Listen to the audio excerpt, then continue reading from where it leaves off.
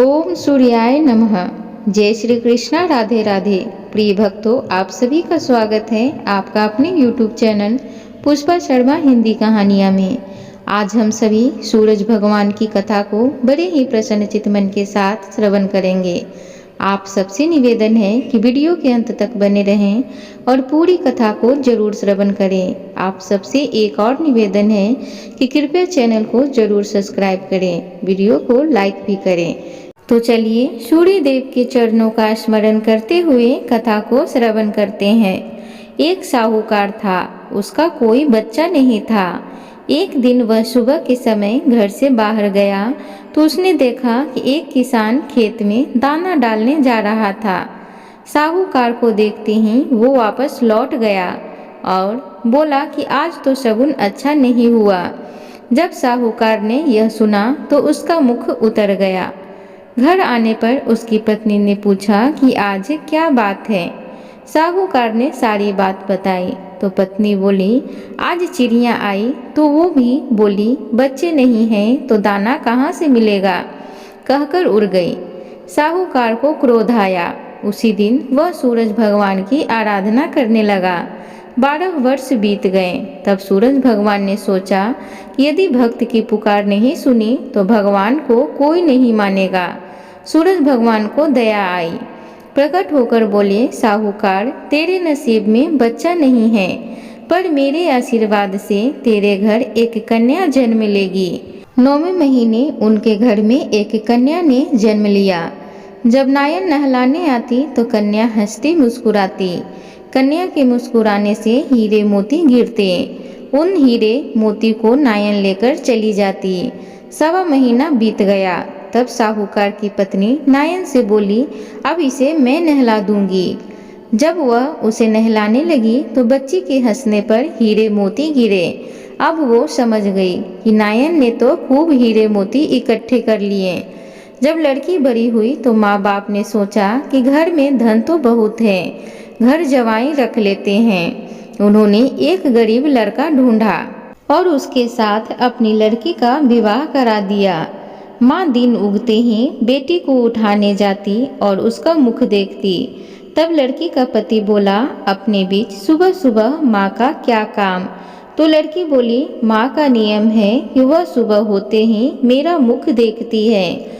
दूसरे दिन वो सुबह उठा और उसका मुख देखा तो उसके मुख से हीरे मोती बिखरे। अब वो समझ गया कि इसलिए ही सासू माँ इसका मुख पहले ही देख लेती हैं। थोड़ी देर बाद लड़की की माँ आई तो हीरे मोती नहीं मिले। माँ समझ गई कि जवाई को पता चल गया है। माँ के मन में कपट आया। उसने एक आदमी को जवाई को जान से खत्म करने के लिए भेज दिया। आदमी ने जवाई को मार दिया और उसका सिर सासू को लाकर दे दिया। सूरज भगवान ने देखा कि हमारी दी हुई कन्या का पति मार दिया गया है। सूरज भगवान मनुष्य रूप में भिक्षा मांगने आए और उस कन्या के पति का सिर साथ ले आए। उन्होंने उसके अंग जोड़कर अमृत का छींटा दिया। तब उसका पति उठकर बैठ गया। घर गया तो बेटी ने पूछा, रविवार व्रत का मेरा नियम है कि दिन अस्त होने के बाद खाना नहीं खाना, तो फिर आप इतनी देर से क्यों आए। वो बोला कि मुझे मारने के लिए तेरी माँ ने आदमी भेजा था और सारी कहानी बता दी। तब बेटी बोली कि हम यहाँ नहीं रहेंगे। जो माँ मेरा सुहाग छीन ले वो किस काम की है। बेटी अपने पति के साथ अलग घर में रहने लगी। उसके घर में सुख समृद्धि हो गई और उसकी माँ के घर में धीरे धीरे दरिद्रता आ गई। जैसे सूरज भगवान बेटी पर प्रसन्न हुए वैसे सब पर प्रसन्न रहना। बोलिए सूर्य देव की जय। प्रिय भक्तों, एक अन्य कथा के अनुसार सूर्य और चंद्रमा इस पृथ्वी के सबसे साक्षात देवता हैं, जो हमें प्रत्यक्ष उनके सर्वोच्च दिव्य स्वरूप में दिखाई देते हैं। वेदों में सूर्य को जगत की आत्मा कहा गया है। समस्त चराचर जगत की आत्मा सूरज ही है। सूर्य से ही इस पृथ्वी पर जीवन है। वैदिक काल से ही भारत में सूर्य उपासना का प्रचलन चला आ रहा है। वेदों और ऋचाओं में अनेक स्थानों पर सूर्यदेव की स्तुति की गई है।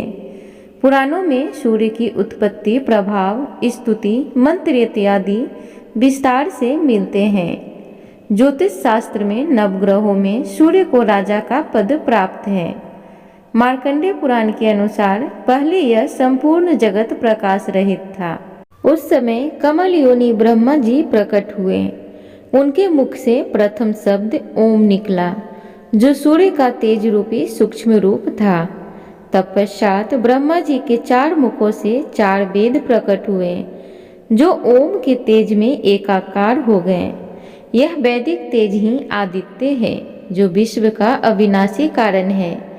ये वेद स्वरूप सूर्य ही सृष्टि की उत्पत्ति, पालन व संहार के कारण है। ब्रह्मा जी की प्रार्थना पर सूर्य ने अपने महातेज को समेटकर स्वल्प तेज को ही धारण किया। सृष्टि रचना के समय ब्रह्मा जी के पुत्र मरीचि हुए, जिनके पुत्र ऋषि कश्यप का विवाह अदिति से हुआ। अदिति ने घोर तप द्वारा भगवान सूर्य को प्रसन्न किया, जिन्होंने उसकी इच्छा पूर्ति के लिए सुषुम्ना नाम की किरण से उसके गर्भ में प्रवेश किया। गर्भ अवस्था में भी अदिति चंद्रयान जैसे कठिन व्रतों का पालन करती थी। ऋषि राज कश्यप ने क्रोधित होकर अदिति से कहा, तुम इस तरह उपवास रखकर गर्भस्थ शिशु को क्यों मारना चाहती हो? यह सुनकर देवी अदिति ने गर्भ के बालक को उदर से बाहर कर दिया, जो अपने अत्यंत दिव्य तेज से प्रज्वलित हो रहा था। भगवान सूर्य शिशु रूप में उस गर्भ से प्रकट हुए। अदिति को मारीचम अंडम कहा जाने के कारण यह बालक मार्तंड नाम से प्रसिद्ध हुआ। ब्रह्म पुराण में अदिति के गर्भ से जन्मे सूर्य के अंश को विवस्वान कहा गया है। प्रिय भक्तगणों, तो इस प्रकार सूर्यदेव की उत्पत्ति की कथा थी। अब हम सब सूर्यदेव में आस्था रखने वाली एक बुढ़िया माई की बड़ी ही रोचक कथा को श्रवण करेंगे। तो चलिए कथा सुनते हैं। रविवार व्रत की पौराणिक कथा के अनुसार प्राचीन काल में एक बुढ़िया रहती थी। वह नियमित रूप से रविवार का व्रत करती। रविवार के दिन सूर्योदय से पहले उठकर बुढ़िया स्नान आदि से निवृत्त होकर आंगन को गोबर से लीपकर स्वच्छ करती। उसके बाद सूर्य भगवान की पूजा करते हुए रविवार व्रत कथा सुनकर सूर्य भगवान का भोग लगाकर दिन में एक समय भोजन करती। सूर्य भगवान की अनुकंपा से बुढ़िया को किसी प्रकार की चिंता एवं कष्ट नहीं था। धीरे धीरे उसका घर धन्य धान्य से भर रहा था। उस बुढ़िया को सुखी होते देखकर उसकी पड़ोसन उससे जलने लगी। बुढ़िया ने कोई गाय नहीं पाल रखी थी, अतः वह अपनी पड़ोसन के आंगन में बंधी गाय का गोबर लाती थी। पड़ोसन ने कुछ सोचकर अपनी गाय को घर के भीतर बांध दिया। रविवार को गोबर न मिलने से बुढ़िया अपना आंगन नहीं लीप सकी। आंगन न लीप पाने के कारण उस बुढ़िया ने सूर्य भगवान को भोग नहीं लगाया और उस दिन स्वयं भी भोजन नहीं किया। सूर्य अस्त होने पर बुढ़िया भूखी प्यासी सो गई।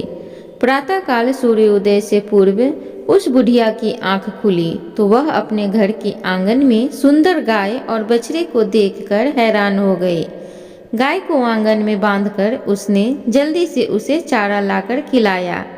पड़ोसन ने उस बुढ़िया के आंगन में बंधी सुंदर गाय और बछड़े को देखा तो वह उससे और अधिक जलने लगी।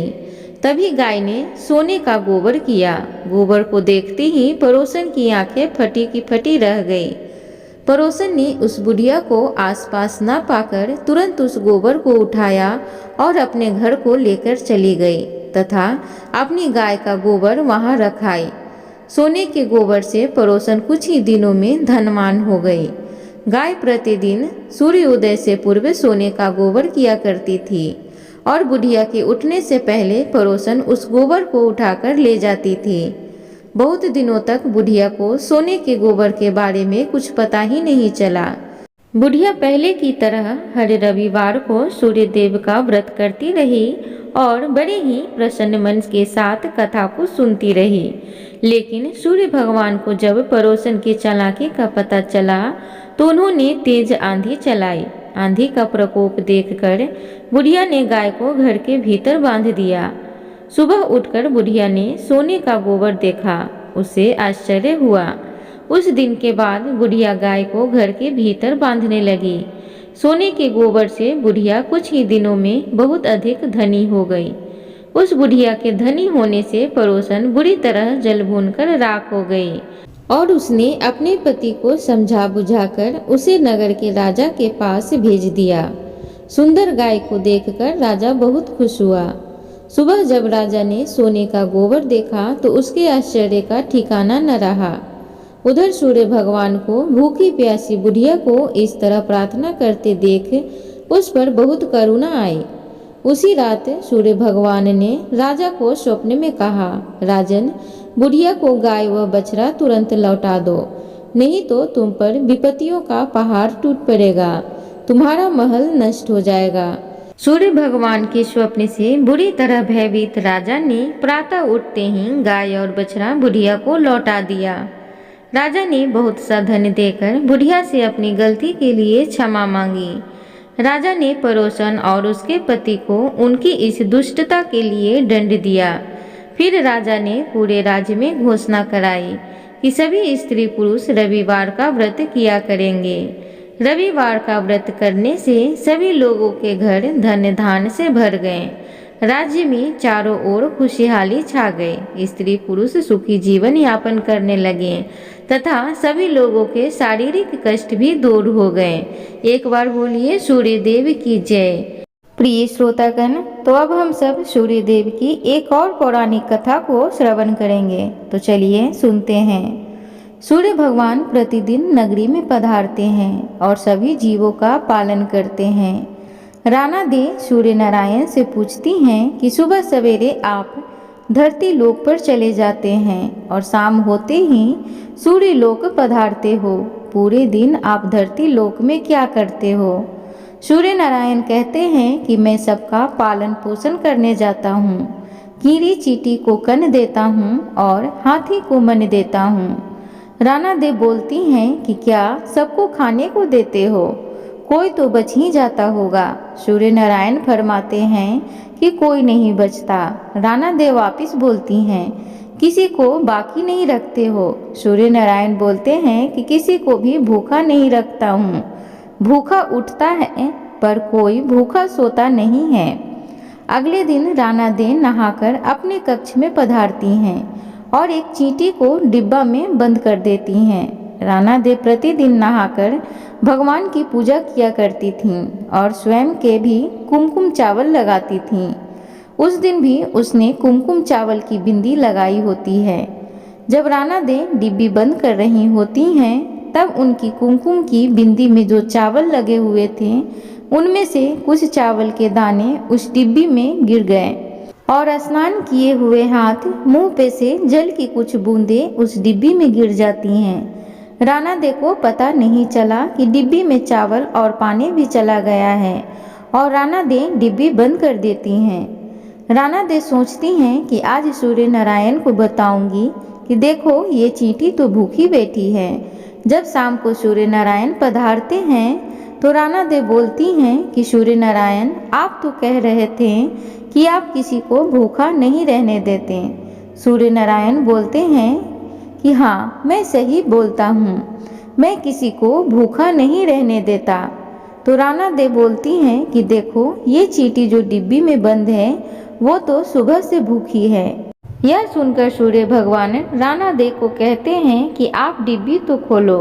राणा दे जैसे ही डिब्बी खोलती हैं तो क्या देखती हैं कि चींटी के मुंह में चावल के कण हैं और डिब्बी में पानी की बूंदें भी पड़ी हुई है।